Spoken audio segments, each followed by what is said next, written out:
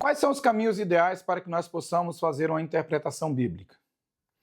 Certo é que a própria palavra ela vai afirmar para cada um de nós que nenhuma profecia registrada nas Sagradas Escrituras ela é de particular interpretação. Logo, nem eu, nem você podemos de forma alguma interpretar a palavra de Deus como se fosse algo particular dentro da minha própria visão. Eu sou o pastor Wellington de Lima e sejam todos bem-vindos ao canal Terceiro Céu.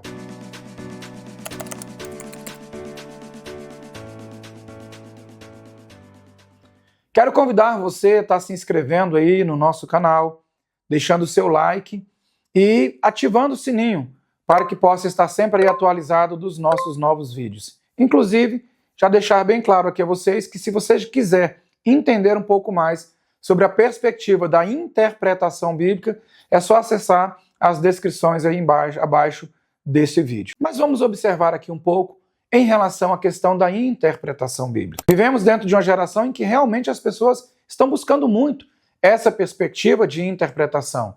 Mas existem elementos e técnicas que jamais podem ser ignoradas. E uma das principais delas é entendermos que a interpretação bíblica, de forma alguma, nunca vá para um texto bíblico sem antes buscar a presença do Senhor Jesus Cristo. O próprio Cristo, quando ele orienta os seus discípulos sobre a perspectiva da sua ida embora, e ele vai falar lá em João, capítulo número 14, e o pessoal estava com o coração meio turbado, o coração um pouco preocupado, porque Jesus estava indo embora, e ele fala assim: tranquilize o coração de vocês, não se preocupem, existe um Consolador que o meu Pai vai enviar em meu nome, e ele vai ensinar vocês todas as coisas e vos fará lembrar de tudo o que eu tenho dito. Interpretar a palavra de Deus, quando eu afirmo que é uma arte, não é novidade para ninguém, porque todos nós sabemos que interpretar a palavra de Deus, ela realmente é uma arte. Mas para interpretar essa arte, ela precisa de técnicas. E essas técnicas, elas são muito importantes no momento da interpretação, porque ela não é de particular interpretação. Qualquer pessoa que tiver que passar por um processo seletivo, onde você vai fazer um trabalho de interpretação e intelecção de texto dentro de um processo, você precisa entender ali as técnicas, como é que se é colocada a palavra, cada junção, a forma como é feito, contextualmente falando, a gente precisa analisar todo o texto para que possamos fazer uma boa intelecção daquele texto. Logo, interpretar a Bíblia, ela não é diferente. Sempre lembrando que, quando falamos de interpretar a Bíblia, a palavra do Senhor, o primeiro ponto é a dependência do Espírito Santo. Eu e você dependemos totalmente do Espírito Santo. E a pergunta que fica é: por que hoje nós temos um texto bíblico e, para aquele texto bíblico, as pessoas interpretam? Eu tenho a minha interpretação, você tem a sua interpretação, tem uma terceira e talvez até uma quarta interpretação para o mesmo texto.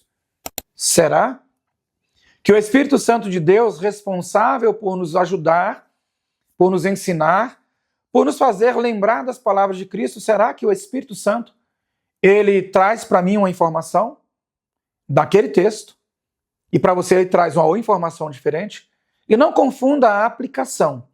A aplicação ela pode ter várias faces, dependendo do momento, do estágio espiritual em que a pessoa está, da condição em que ela está, se ela está triste, se ela está feliz, se ela está realmente ali com todo o vigor, ou se ela está deprimida. Dependendo do contexto, a aplicação ela pode ter as suas ramificações. A interpretação, não. Quando se inspeciona um texto, ele tem que ser levado de forma sincera. Quando se observa um texto, ele tem que ser levado de forma digna. Quando se faz a interpretação, a minha exegese, ela não pode ser deficitária. Então, quando se fala de técnicas, e nesse momento eu quero apresentar uma técnica simples para vocês. Por exemplo, contextual. Quais são os tipos de contexto que nós temos? Contexto remoto, contexto imediato, geográfico, histórico, cultural, religioso, contexto gramatical.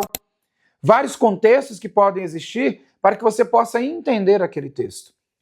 Quando nós vamos, por exemplo, para dentro de uma interpretação, e aí deixa eu falar com vocês aqui sobre um contexto imediato. Se você observar a palavra de Deus em Abacuque, capítulo de número 1, verso de número 5, você vai ver que o texto em si, isoladamente falando, ele diz assim, parafraseando o texto: eis que eu realizo no meio de vós grandes maravilhas que as pessoas não irão acreditar, elas não irão crer quando for contada. você pega esse texto, faz a leitura do texto de Abacuque, capítulo de número 1, verso de número 5, não leva em consideração o contexto imediato ou até mesmo a perspectiva do anacronismo. Pegamos a palavra maravilha e pensamos, maravilha é aquilo que causa, né, algo assim grandioso, mas também é algo que causa espanto. Quando você for fazer a sua leitura dentro da perspectiva daquela batalha espiritual, onde Deus está trazendo as pragas para o Egito para confrontar cada um dos deuses, o termo que vai ser utilizado é: eu irei realizar maravilhas no meio do povo ali no Egito. Então, observa que o termo em si, e eu não quero falar hoje sobre anacronismo, mas é importante você entender isso, mas sim sobre a questão do contexto. Quando você vai observar o contexto do que estava acontecendo ali, e muitas pessoas pegam Abacuque, capítulo de número 1, o verso de número 5, e no momento das suas pregações ou das suas preleções, elas simplesmente afirmam: hoje Deus vai realizar maravilhas aqui no nosso meio. E quando você sair daqui, chegar no seu trabalho, chegar na sua casa, e você estiver no contexto familiar, as pessoas não irão acreditar o que Deus vai fazer, as maravilhas que Deus vai fazer na sua vida. Observando o contexto imediato, você será capaz de observar que lá estava falando sobre a perspectiva de um cativeiro babilônico. O povo de Israel ele vai sofrer 3 grandes cativeiros. E lá falava sobre a perspectiva. Essa maravilha ao qual o texto está se relacionando não é uma maravilha no sentido de falar assim, que legal, que coisa boa, uau. Não. Era simplesmente entender, e o povo tinha que refletir e saber o seguinte: o cativeiro era iminente. O cativeiro ele iria chegar. Eles teriam que passar pelo cativeiro babilônico.